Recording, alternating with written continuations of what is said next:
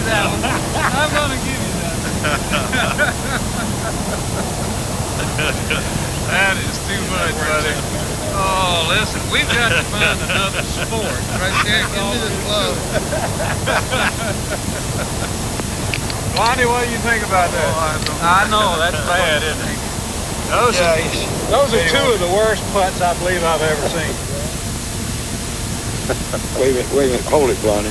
The best caddy I ever seen, man. Blondie? Yeah. Well, let me tell you this. If he's the best caddy you've ever seen, why didn't he help you make that 2-foot putt back Can't do it there. Hey, you can't help him, right? I forgot to ask you, you know what the definition of a henpecked husband is?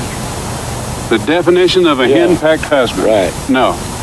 That's a guy that's wife's pregnant and he's afraid to tell her he's sterile. That's henpecked. No question about that, Chief. Well, let's see. After that, we're not even going to talk about the score. No. We just hit some shots today. And it's beautiful out here. You know, weather is just right. Nice sunshine. I love this Nevada. Brisk air. Right. I just wish my golf game was better. You know, I'm a better fisherman than I am a golfer. Well, that's why I'm not a pro. Me too. Listen, I'll tell you what. They tell me that there's a lake over here that is just fantastic. Pyramid Lake. Pyramid Lake. Right. Some cutthroat trout and some other things in there. And the Paiute Indian tribe has invited us to come over there. Would you like to do that tomorrow? Oh, you bet. Good. Being an old Cherokee cowboy. Got to go. Sure will. Right. Yeah, I'd love to see. You know, cutthroat is a beautiful fish. I hope we catch some of it. I do too. I'll tell you what. There is one other thing I'd like to do, though. I'd like to go to the show tonight and watch Ray Price sing. You think you could arrange me a seat someplace there? Yeah, I think I can. Me or Blondie one to get y'all some seats. Well, I imagine Blondie could come closer than you could, but I'll... He throws a little more weight around than I do. Yes, he does, as a matter of fact. And with that, we will exit stage left and go to the hotel. Come on, let's go, guys. Well, Steve, I guess that's really what it's all about, huh? The pyramid. Yep, that's the namesake for the lake, and then what it is a big tufa dome, the type of rock that's found in this area. And there's a lot of rocks like that around here, and the lake is salty. It's made up of calcium carbonate, and that precipitates out and forms these big domes. How about that, Mr. Price? And you say that this lake holds the world record cutthroat trout. Yep, about a 41-pound trout. Caught in the early 1900s. So that's all we got to do today is catch one 42 pounds. Is that right, Bobby? 42 pounds, that's no hill for a stepper, Mr. Price. Right. We're going for trophy trout. There's no doubt about that. Are we really? Yeah, we're going to go for a trout over 10 pounds. Really? Yeah. Okay. Well, I am ready. And if you boys are waiting on me, you're messing around. Start the boat. Let's do it. All right. How are we going to do this exactly now? Well, what's the procedure? Okay, the lake is managed as a trophy fishery, and there's no bait allowed. So we're going to be using artificial lures. And we're going to be fishing with light tackle on 10-pound test, 8-pound test. So if you get one on, hold on to it. And I'll tell you, you've got to really set the hook on these fish because they've got a big, hard, toothy, bony mouth. And just really rear back when you get one on. With 10-pound test line, we're going to give him a sporting chance, though, aren't we? Yep. Not much. Oh, you don't think so? If he don't get around a stump, we're going to be all right. You think so, huh? Yeah. You got a lot of confidence in your ability. Always. Well, Bob, I got a lot of confidence, and I've also got a fishing license, and I'll see that there's the patrol boat. Have you got yours? I think I have. I have, don't I, Steve? What do you got here, Steve? It looks like you got the outfit of the week. Yep, we're going to be using some flatfish and Rapala's minnow imitations. The fish feed on tui chub. It's their main forage, so we're going to be imitating that today and fishing in about 20 feet of water, bouncing pretty close to the bottom. Okay. We'll run one rig real deep and a couple of rigs a little closer to the surface. Sounds like a winner to me. Mr. Price, this is your outfit right here. That's a winner. My color. You think you can throw that? Can I throw it? If I can get it undone, I can throw it. Other way, there you go. I'm seeing it. Other way. There you go. Now you The get it. trick is to get it off, isn't it? That's right. Look at there. You see? I think Steve did that on purpose. Okay, guys, why don't you move to the back of the boat and I'll get us going here. All right, good enough. Let me get one of these rigs here. All right. See it. Figure out how. This is the one I like right here. This mess. I like this little Rapala right here. I think this is it. That's a good This could be it. This little Brokeback job here. I'm anxious to try this. What about you? Yeah, I've always read about cutthroat, but I never fished for them. I fished for some trout over in Colorado, and but actually I'm a bass fisherman. just I like know you are, that. You know, I know that. and I'm kind of anxious to see how this. And of course, if we're going after trophy trout, they ought to pull pretty good. I guess so. You know, I have to tell you something that I haven't seen your act in a long time until last night. Whenever I saw your show there, I was convinced that you can sing about as good as you ever could. And I was a little bit surprised, you know. No better care than you've taken of yourself. No, I'm kidding you know that. But I'll tell you, I've been a Ray Price fan for a long time.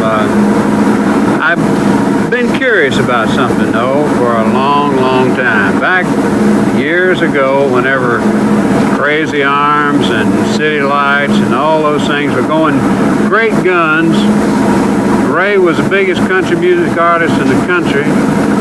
Suddenly, he turned around and he did something different. He changed his music some, and I know that there were a lot of people that were questioning that move at the time. Tell me what your thoughts were whenever you did that. I'm just anxious to know because I never really asked you that question. Well, Bobby, I got tired of country boy having to come in the back door, and I knew that we had to do something to get the audience bigger to appeal to other people. So in 1957, when I was big with country sound, I did a Faith album with Anita Kerr doing the arrangements, and we used strings, and it worked. Sure did. And I thought I'd found something in, and I snuck them in on Burning Memories. And then later, when they give me my head, so to call, so I could run a little bit, I did Danny Boy with 48 pieces, and then the disc jockeys had been asking me at the convention every year to do Danny Boy, so I did. And then they began to ostracize me just a little bit, said I had deserted country music and had gone pop, which wasn't right because I'm still in country music, so I couldn't have deserted it. I was trying to improve it and trying to, as you know, you was, at the same time we were on the same label, they would let some pop guy come over and get a big country song, and he'd do it and sell millions of records. So I figured country boy is as good as a city boy. And it worked, thank God. Sure did.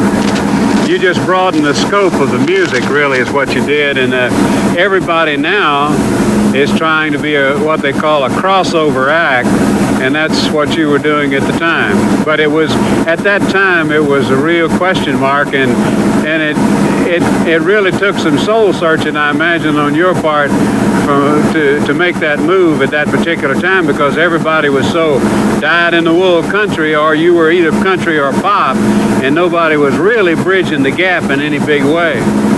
Well, I didn't think that music can exist just like civilization unless we all get our thing together.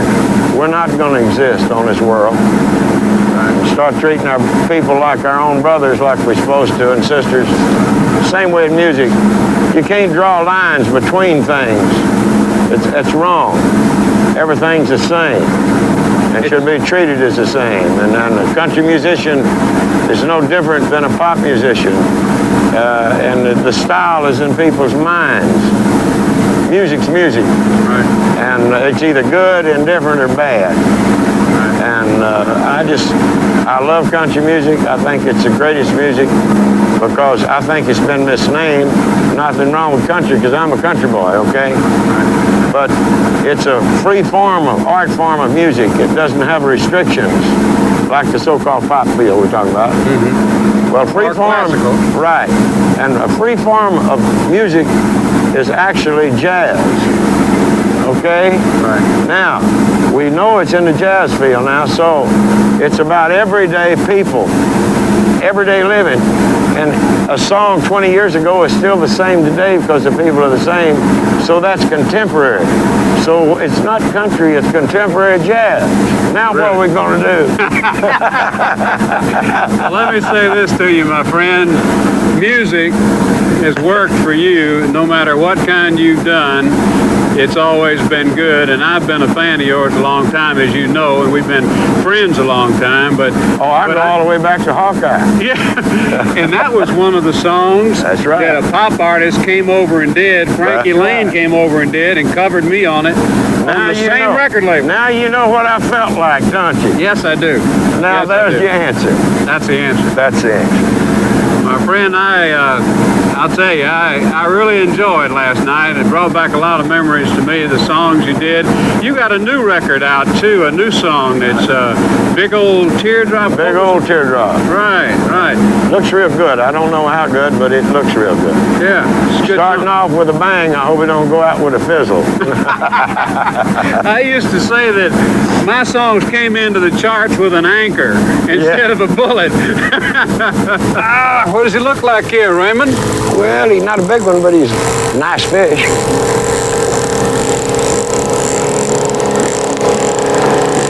Is he taking drag, or is big is he? Can't tell. He's a little deep. Feels pretty good to whoop. He's coming into that motor. That's what I'm trying to stay away from. Here he is. Got him? Oh, yeah, there he is. There he is. Oh, that's just a little one. Yeah, we throw those that size back. Oh, yeah? We do. Hey. Fight pretty good. The big one ought to tear you up. Bring him right in. Okay. Here, and I'll let him go.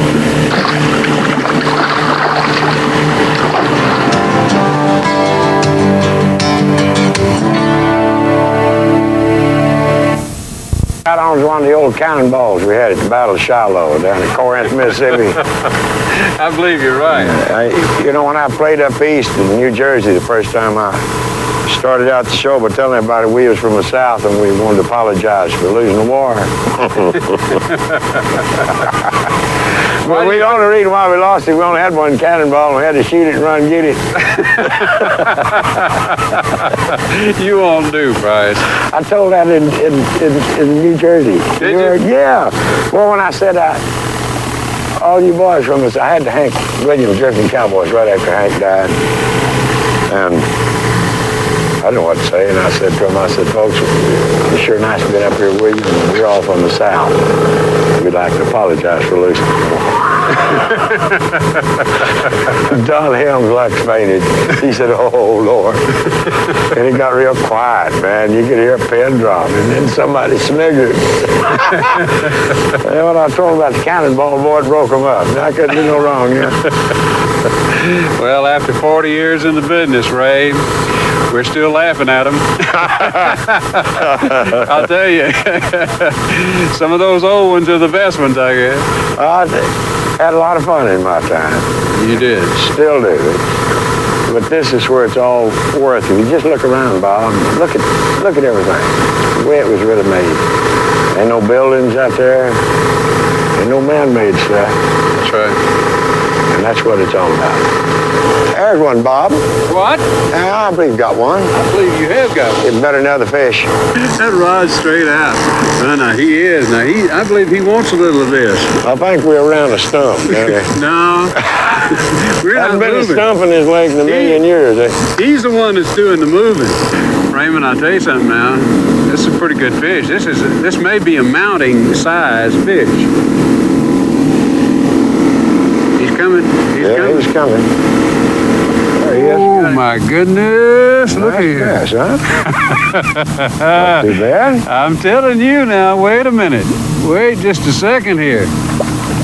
Wait just a second here. What are we gonna do? I don't know, but you better get a net. Do something.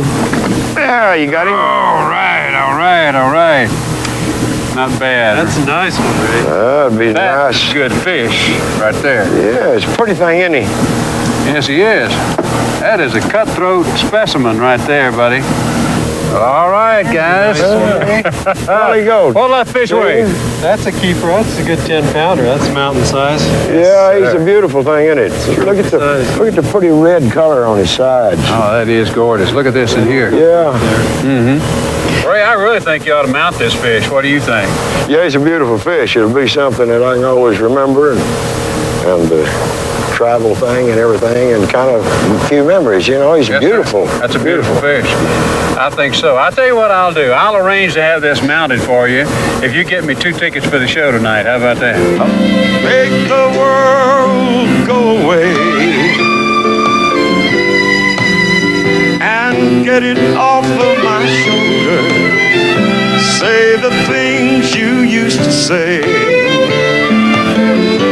and make the world go away. Release me and let me love again. Now I've got heartaches by the number, troubles by the score. Every day you love me less, each day I'll love you more. But come ye back when summer's in the meadow, or when the valley's hushed and white with snow. I'll be here in sunshine and in shadow. Oh, Danny boy, oh, Danny boy, I love you so.